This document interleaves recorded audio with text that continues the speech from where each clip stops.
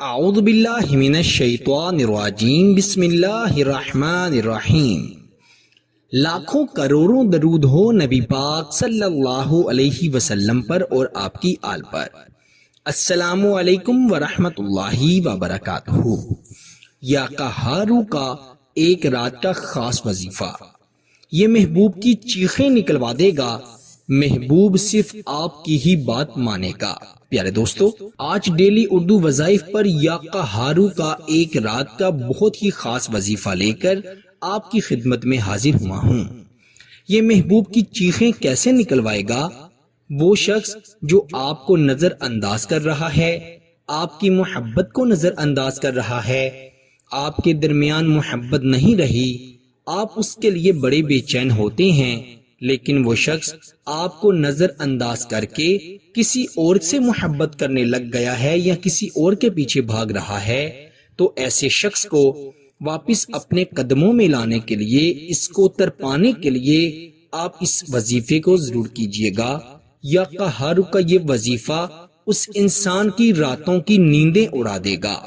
وہ شخص جو پہلے تو آپ سے محبت کرتا تھا لیکن اب کسی اور کے پیچھے بھاگ رہا ہے، وہ شخص جس کی محبت صرف کوئی خاص مقصد کے لیے تھی یا وقت گزارنے کے لیے تھی، انشاءاللہ وہ فریب سچی محبت میں بدل جائے گا اور وہ شخص آپ سے محبت کرنا شروع کر دے گا۔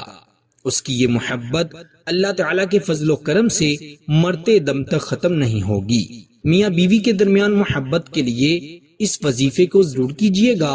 اور وہ شخص جو کہتا ہے کہ محبوب پہلے تو شادی کے لیے راضی تھا لیکن اب شادی کے لیے نہیں مان رہا، یا اپنے گھر والوں کو نہیں منا رہا، یا جب میں شادی کی بات کروں تو وہ ٹال دیتا ہے، غصہ ہونے لگتا ہے، بات بات پر لڑائی جھگڑا کرتا ہے، ایسے شخص کو شادی کے لیے رضامند کرنے کے لیے، محبت پر راضی کرنے کے لیے یہ عمل بہت مجرب ثابت ہوگا۔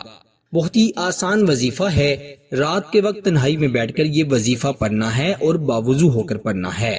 اگر آپ نے وضو کے بغیر یہ وظیفہ پڑھا تو آپ کو کوئی فائدہ نہیں ہوگا، اور خصوصاً بالخصوص یہ وظیفہ آپ نے ایسی جگہ پر پڑھنا ہے جہاں پر کوئی دوسرا شخص موجود نہ ہو، یعنی تنہائی میں بیٹھ کر آپ نے یہ وظیفہ پڑھنا ہے۔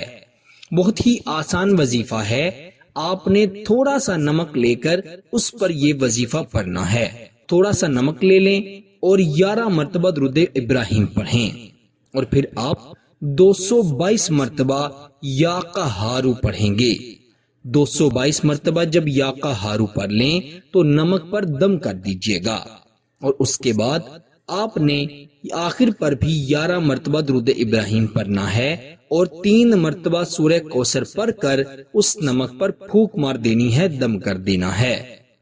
اگر ہو سکے اس نمک کی ایک چٹکی خود لے لیں، کیونکہ نمک جو ہے وہ ہر کھانے میں استعمال ہوتا ہے، اس کا ذائقہ بہت خوشگوار ہوتا ہے، یہ نہ صرف کھانے کو ذائقے دار بناتا ہے بلکہ رشتوں میں بھی ذائقے لے آتا ہے۔ جب آپ یہ نمک کھائیں گے تو انشاءاللہ اس کا اثر آپ کی محبوب کے اوپر ہوگا اور وہ آپ کی طرف دوڑا چلا آئے گا۔ پیارے دوستو، یہ وظیفہ آپ ایک رات بھی کریں یا جب آپ کو اس کی ضرورت ہو آپ کر لیں، انشاءاللہ آپ کو بہت فائدہ ہوگا۔ فائدہ ہو تو اللہ کا شکر ضرور ادا کیجئے گا۔